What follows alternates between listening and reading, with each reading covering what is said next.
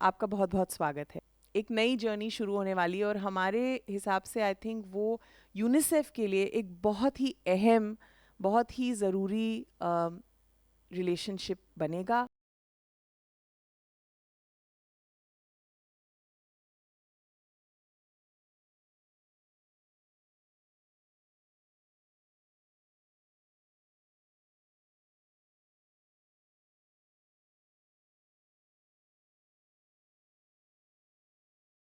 201 जिलों के district correspondent को नागरिक फाउंडेशन ने यूनिसेफ से जोड़ने की कोशिश की है। ये सारे संवाददाता पूरे देश में हर जिले में एक प्रसार भारती का आकाशवाणी दूरदर्शन के अंशकालिक संवाददाता हैं।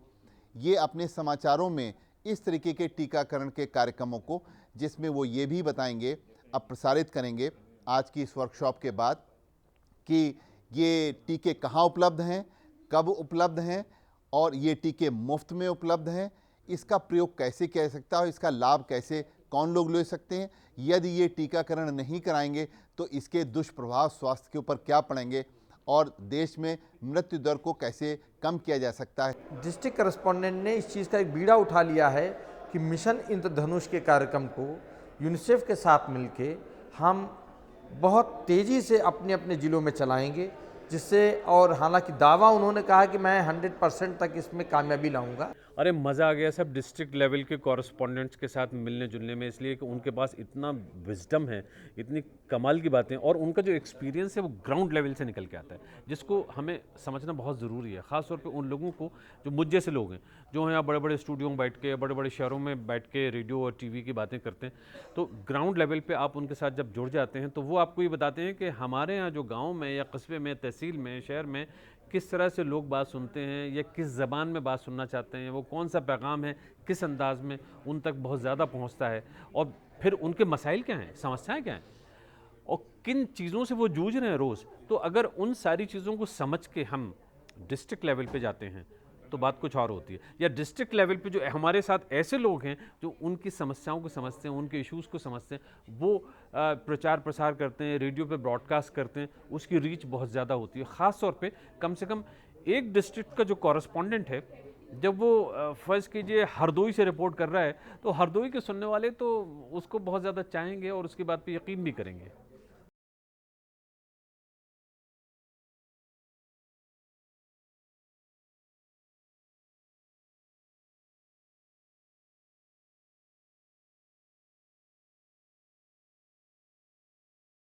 स्पेशली द हेल्थ प्रोग्राम्स जितने भी प्लानिंग होते हैं, वो कहीं ना कहीं इस पार्ट को मिस कर जाते हैं कि what the community wants and how the program would be successful. They are designed in a such a way कि that they do not care mostly about that what is the need of the community, rather than they focus on that what we want to deliver to the community.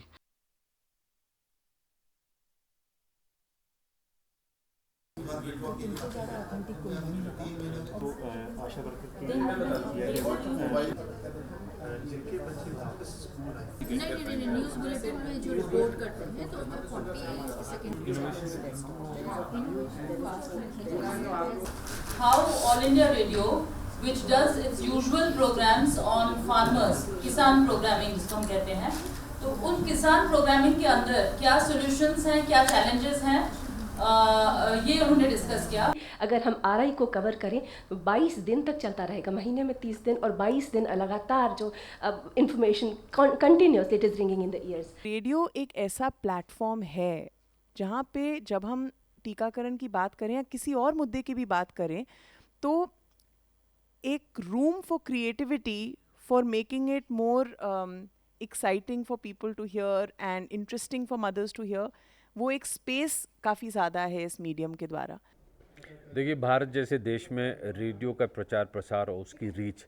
इस पे तो कोई बहस हो ही नहीं सकती, ज़बरदस्त है, हमेशा से थी और अब और ज़्यादा हो रही है, इसलिए कि रेडियो तरह तरह के रूप में हमारे सामने निकल के आ रहा है और ख़ासा मजबूत भी हुआ है। Electronic media, print media, everybody is focusing on them, and radio is becoming important. This we can understand from the fact that even the prime minister has referred to that medium. हमारा जो संदेश है वो कैसे पहुंचाया जाए ज़्यादा से ज़्यादा लोगों तक, और किस अंदाज में पहुंचाया जाए कि कहते हैं ना कि अंदाज़े बयां गर्चे बहुत शोख नहीं हैं, शायद कि तेरे दिल में उतर जाए मेरी बात। मतलब ये कि कुछ इतना दिलचस्प बनाए उसको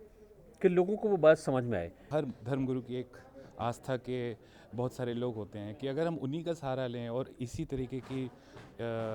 टीकाकरण की अगर उनके द्वारा बात करें तो उसका एक बहुत बड़ा उपयोग हो सकता है, जो शायद मुख्य धारा में वो जितने आप प्रयास कर लीजिए उतना नहीं होगा। तो कम्युनिटी रेडियो पे बहुत बातें हुई, क्योंकि कम्युनिटी रेडियो एक ऐसा मास मीडियम है जिसके द्वारा हम किसी भी चीज़ को प्रसारित करके पहुंचा सकते हैं। उसको अगर हम ठीक तरीके से यूज़ करें तो बहुत अच्छा उपयोग हो सकता है। तो मेरे ख्याल से जो आज का विचार लोगों में बना वो काफ़ी दूर तक जाएगा, और ये कंसल्टेशन पेपर जब तैयार होगा तो मुझे पूरी आशा है कि यूनिसेफ उसका पूरा उपयोग करेगा। कार्यक्रम में आपका श्रोता बंधा रहे, इसके लिए बीच बीच में हमें वहाँ के स्थानीय भाषा के कुछ रोचक कार्यक्रम भी देने पड़ेंगे, कुछ लोकगीत या संगीत भी देना पड़ेगा, और उसके बीच में जैसे शुगर कोटिंग के साथ होता है, अगर हम छोटी छोटी सी जानकारियाँ इस तरीके की दें, जैसे एक डॉक्टर को बुला लिया और एक किसान ने बैठकर सीधे से संवाद किया, या किसान महिला ने या ग्रामीण महिला ने, तो उसको एक तो आत्मबल मिलता है, पूरी जानकारी भी मिलेगी, और दूसरे सुनने वाले हैं उनके सामने एक ऑथेंटिसिटी भी रहती है। हमें रेडियो से आगे निकल के ऑडियो के लिए सोचना चाहिए, और यही हमने किया भी बिहार में, और वो हम आगे मध्य प्रदेश में भी करने वाले हैं कि एक VHSND प्लेटफॉर्म है, village health sanitation and nutrition day, जो हर गांव में होता है, जहां पे आशा, ANM, आंगनवाड़ी वर्कर वो आती हैं, और बेसिकली एक इम्यूनाइजेशन डे होता है। तो वहाँ पे हमने BBC मीडिया एक्शन ने ये किया कि उस प्लेटफॉर्म के लिए हमने ऑडियो प्रोड्यूस किया, स्पेसिफिकली उसी प्लेटफॉर्म के लिए हमने आशा ANM को एक स्पीकर दिया जो वो अपने मोबाइल से कनेक्ट करती हैं, और जैसे ही वो उस मोबाइल के एक नंबर दबाती हैं वो ऑडियो जो है उन तक पहुंचता है, और उनके ज़रिए, उस स्पीकर के ज़रिए जो वहाँ पे माताएं आई होती हैं, जो बच्चे आए होते हैं इम्यूनाइजेशन के लिए, उनके पास जो इम्यूनाइजेशन के मैसेजेस हैं वो वहाँ पर पहुँचते हैं। बल्कि इम्यूनाइजेशन ही नहीं, कई और भी ज़रूरी मैसेजेस जो हैं, कम्युनिकेशन जो है वो उन तक पहुँचता है। Congratulations for sharing these ideas with us. They are very much doable, relatable, and one thing which I always felt and which I always realize is that if the tools that you're using are relatable, if they are easy to execute, I think that's what makes the impact at the community level. UNICEF is really privileged, and हम आप सबका आभार मानते हैं कि इस partnership में हम साथ मिलकर इस जगह पे आपने अपना टाइम दिया है यहाँ आने के लिए और हमारे साथ चर्चा करने के लिए टीकाकरण के बारे में।